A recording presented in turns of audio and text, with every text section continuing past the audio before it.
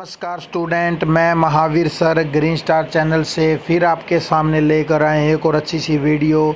आज की जो वीडियो है वो है पब्लिक एडमिनिस्ट्रेशन यानी लोक प्रशासन की जो बुक है उसके अंदर लेसन है 7th, नाम है बजट।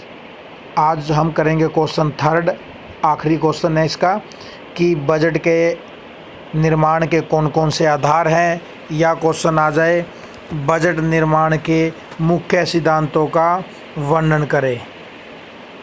तो कोई भी क्वेश्चन पूछे मीनिंग एक ही है, इसका एक ही आंसर देना है। बजट का निर्माण के सिद्धांत हो या इसके आधार कौन कौन से हैं, तो आंसर एक ही आएगा। तो शुरू करते हैं आज की वीडियो, कहीं मत जाइएगा।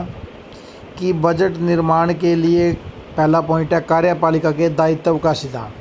बजट निर्माण के लिए कार्यपालिका के दायित्व का सिद्धांत, ये फर्स्ट पॉइंट है कि संसदीय सरकारों में यह सिद्धांत है कार्यपालिका की सिफारिश के बिना मंजूरी के लिए कोई भी मांग प्रस्तुत नहीं की जा सकती।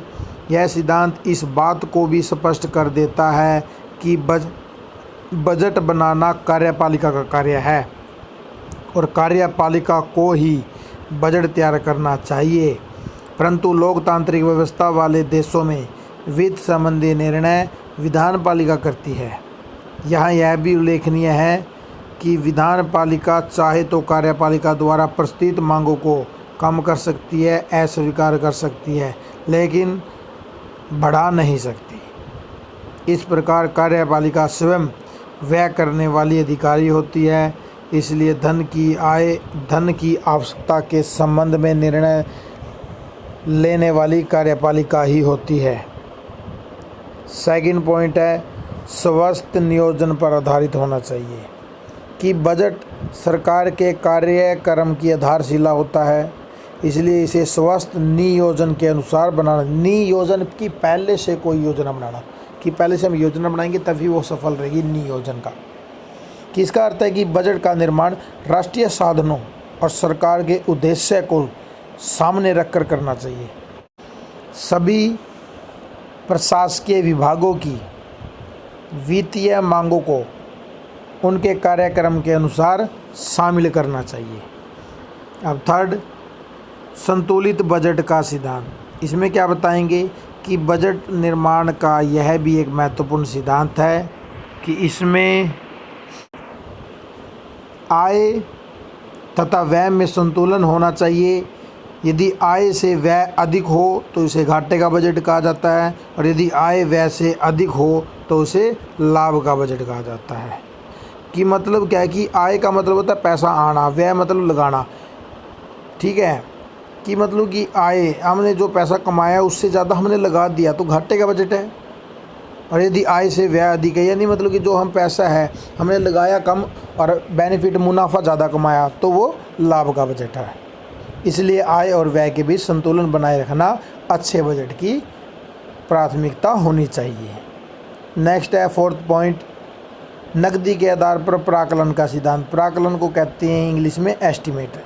एस्टिमेट आप समझते हो कि बजट के नकदी आधार का अर्थ है कि इसे आगामी यानी आने वाले वर्ष की वास्तविक आय खर्च के आधार पर तैयार किया जाना चाहिए, और ऐसी आय के आधार पर नहीं जिसकी वसूली किसी और साल करनी है, या ऐसे खर्च जिसके लिए आदेश तो जारी कर दिया गया है किंतु उनके और अगले वित्तीय वर्ष में होने की संभावना है। 5वें पॉइंट पे चलते हैं स्टूडेंट, शुद्ध आय के नहीं बल्कि कुल आय के आधार पर बजट बनाने का सिद्धांत। यह सिद्धांत से तात्पर्य है कि आय और खर्च दोनों के ही लेन देन बजट में पूरे दिखाए जाने चाहिए। उदाहरण के लिए यदि कोई ऐसा विभाग यानी डिपार्टमेंट है जिसमें अनुमानित खर्च 50 लाख रुपए का है और आय 40 लाख रुपए की है, तो इसे आय और खर्च अलग अलग दिखाना चाहिए। केवल 10 लाख के निवल खर्च नहीं दिखाने चाहिए। इसलिए विधायिका के पूर्ण नियंत्रण के लिए कुल आय खर्च के आधार पर बजट बनाना चाहिए। अब चलते हैं नेक्स्ट पॉइंट पर, 6ठे पॉइंट पर, बजट की वार्षिकता का सिद्धांत।